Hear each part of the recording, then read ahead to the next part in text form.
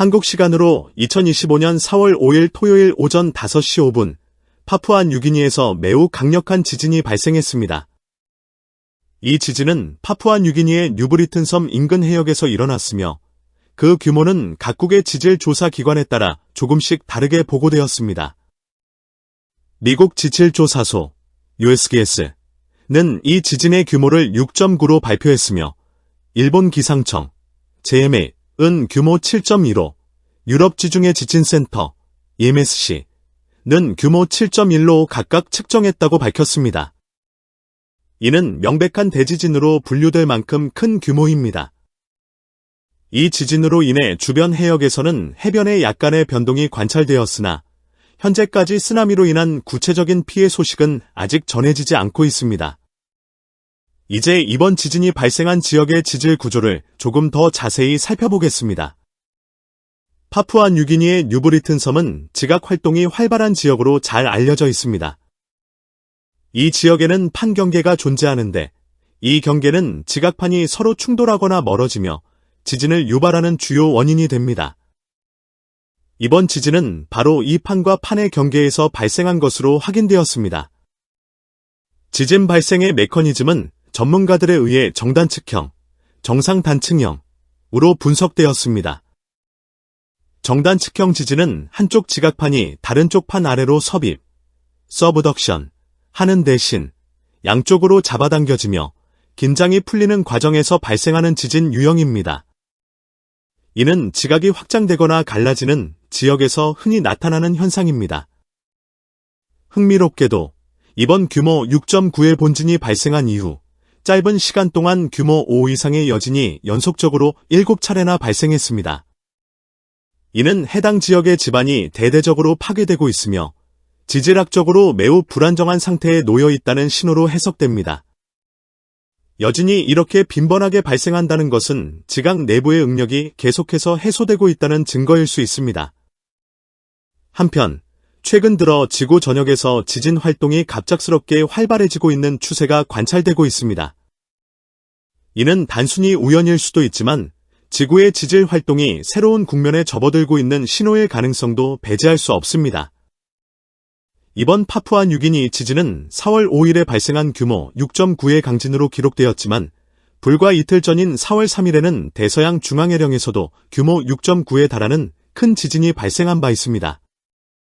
이 지진 역시 규모 7에 근접하는 강력한 지진으로 평가됩니다.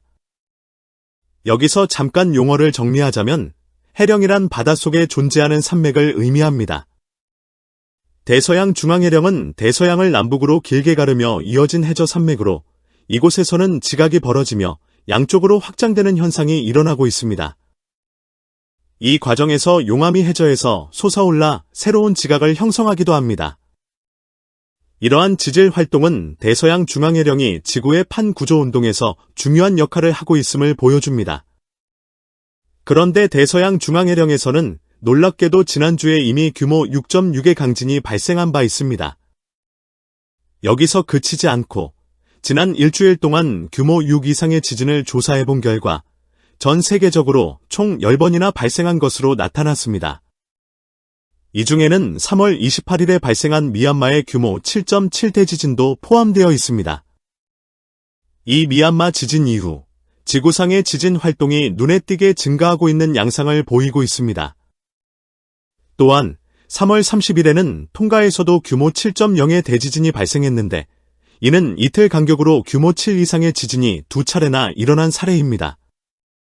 결과적으로 지난 일주일 동안 규모 6 이상의 지진이 무려 10차례나 발생했다는 것은 놀라운 통계입니다.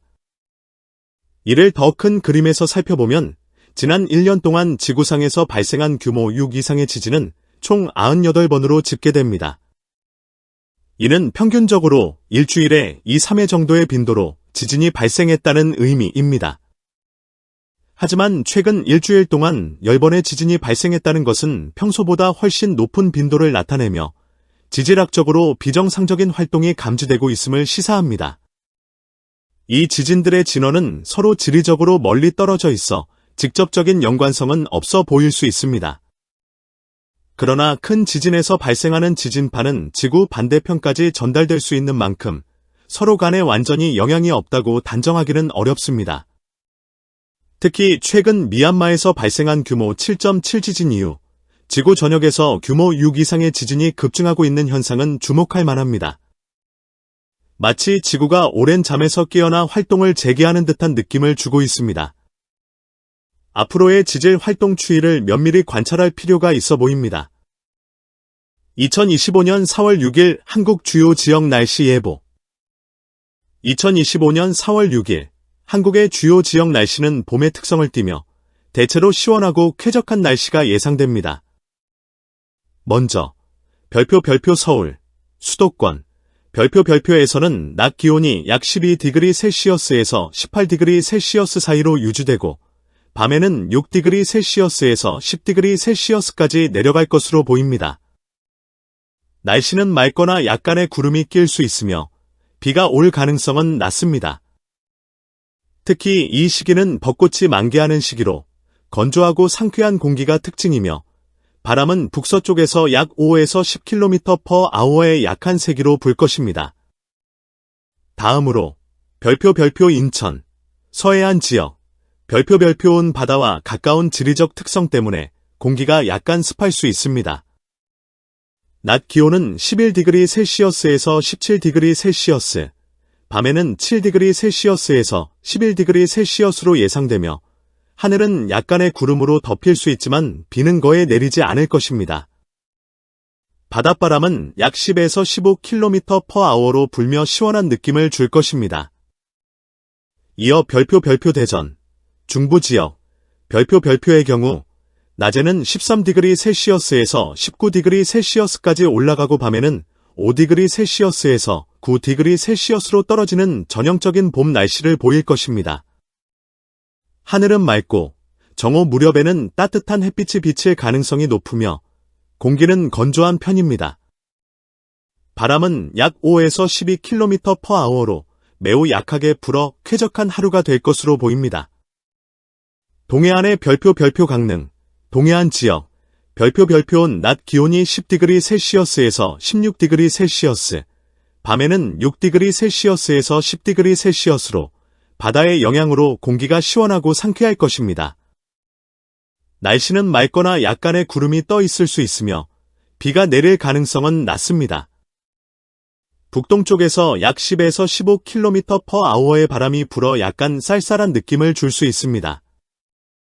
서남부 지역인 별표 전주, 서남부 지역, 별표는 낮 기온이 14°C에서 20°C로 비교적 따뜻하며 밤에는 7°C에서 11°C까지 내려갑니다. 하늘은 맑거나 약간의 구름이 낄 수 있고 비가 올 확률은 낮아 외출하기 좋은 날씨가 예상됩니다. 바람은 약 5에서 10km/h로 거의 느껴지지 않을 정도로 약하게 불 것입니다. 동남부의 별표 부산, 동남부 지역, 별표온 북부 지역보다 따뜻한 기후를 보이며 낮 기온은 15°C에서 21°C, 밤에는 10°C에서 14°C로 유지됩니다. 하늘은 맑고 약간의 햇빛이 비치며 바닷바람이 약 10에서 15km/h로 불어 상쾌한 분위기를 더할 것입니다. 마지막으로 별표 제주, 남쪽 섬, 별표는 한국에서 가장 따뜻한 지역 중 하나로 낮 기온이 16°C에서 22°C까지 올라가고 밤에는 12°C에서 15°C로 떨어집니다. 날씨는 맑고 햇빛이 풍부하며 구름이 거의 없어 매우 쾌적할 것으로 보입니다. 약 10에서 20km/h의 바닷바람이 불어 따뜻하면서도 시원한 느낌을 줄 것입니다. 일반 주의사항. 4월은 한국에서 봄이 본격적으로 시작되는 시기로 날씨는 대체로 시원하고 건조하며 북쪽에서 남쪽으로 갈수록 기온이 점차 상승합니다. 서울, 부산, 제주 등 주요 지역에서는 벚꽃과 다양한 봄꽃이 만개하여 아름다운 풍경을 선사하며 특히 이 시기의 맑은 날씨는 야외 활동에 최적입니다. 다만 북쪽에서 불어오는 약한 찬바람이나 인천, 강릉 같은 해안 지역에서 아침에 발생할 수 있는 안개에 주의해야 합니다. 또한 아침과 저녁에는 기온이 낮아질 수 있으니 외출 시 야른 겉옷을 챙기는 것이 좋습니다. 이 날씨는 전반적으로 한국의 봄을 즐기기에 이상적인 조건을 제공할 것으로 보입니다.